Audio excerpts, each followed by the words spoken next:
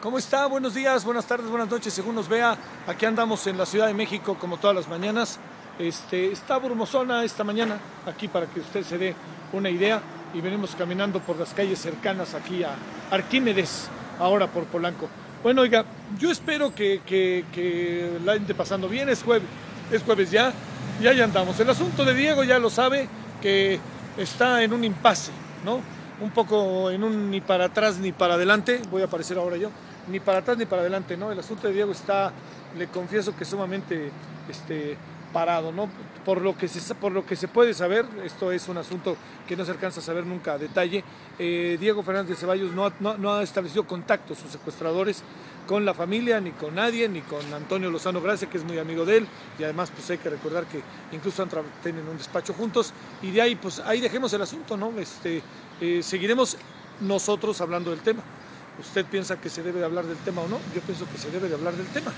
Se debe de hablar del tema porque entonces las cosas se vuelven de contentillo, que esto es algo muy brutal. No hay posibilidad de que veamos nosotros hechos, que decir, que estemos predeterminando qué sí y qué no informar, porque puede obedecer quizá a intereses de la propia empresa que determina una cosa u otra. Yo creo que se debe de informar por principio, por un derecho a la información, por un derecho de que los ciudadanos tengan información respecto a lo que pasa, por un incluso respeto fundamentalmente a la ciudadanía, porque son los ciudadanos, es la sociedad, al fin y al cabo, la que determina o debiera determinar esos tiempos de qué se debe de informar y qué no de informar. Yo creo que lo que está en cuestionamiento es cómo se informa cuando se informa.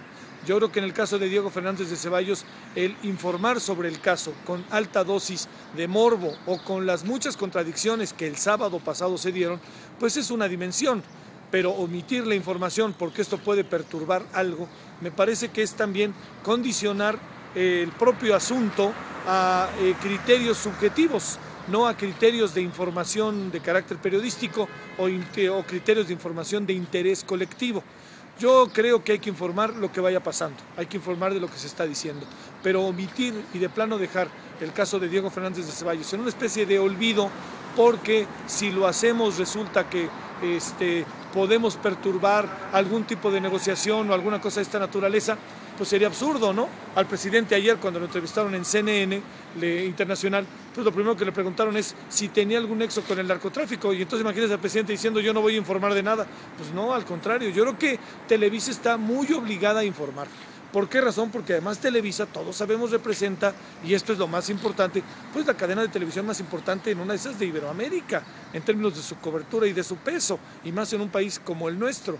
Entonces, no informar y argumentar, bueno, es que en el caso de Polet, por ejemplo, nos pidieron que informáramos. Es que en el caso, bueno, pues entonces yo quiero que informen de mi caso y por qué no lo hacen.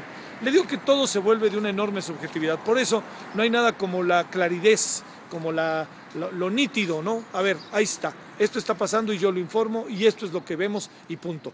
El gran cuestionamiento que se le hace a Televisa no es que informe, sino a veces cómo es que informa. El gran cuestionamiento que se nos hace a los medios de comunicación es ese, no es que informen, sino cómo informan.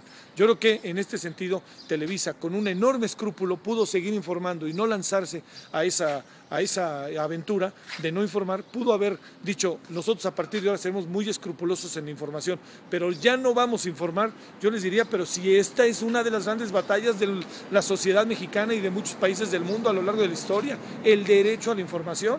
Entonces, este es el momento para que yo creo que reculen, se lo replanteen, y yo creo que no tendrá nada de malo reconocerlo, pero yo no voy a informar, pues yo diría, ¿y por qué? ¿Con qué derecho? Pues ellos se abrogan el derecho de decir, nosotros les vamos a decir a ustedes qué quieren y qué no quieren, ¿no? Yo creo que no fue una medida acertada. Yo creo que también hay otra cosa que es importante. Muchos ciudadanos que se han visto involucrados en hechos informativos lamentables, adversos, lo que usted quiera, pues hubieran querido igual, que hasta que no se definieran las cosas Televisa no estuviera informando, o nosotros, o quien fuera, según el tamaño de cada quien. Pero bueno, no se hizo así. Televisa, creo que a mí me parece que no fue una decisión acertada y me parece que debe de informar. Televisa debe de informar del caso Diego Fernández de Ceballos. La gran pregunta, el gran cuestionamiento es cómo lo hace. Y es ahí, en el cómo lo hace, donde creo que surgen más cuestionamientos mucho más preguntas que el hecho de informar o no informar. Bueno, a ver qué piensa, pues ahí lo dejo, ¿no? Yo le dejo el asunto para que usted lo medite, lo piense, lo comparte y a ver si entra a nuestra página. Ya sabe que nuestra página es javiersolorzano.com. Gracias, aquí andaremos, ya lo sabe, cualquier cosa que pase, ahí estamos, aquí vía Twitter, todo lo que suceda, ahí vamos caminando con usted.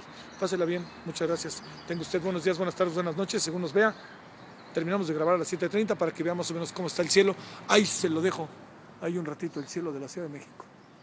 Bueno, adiós.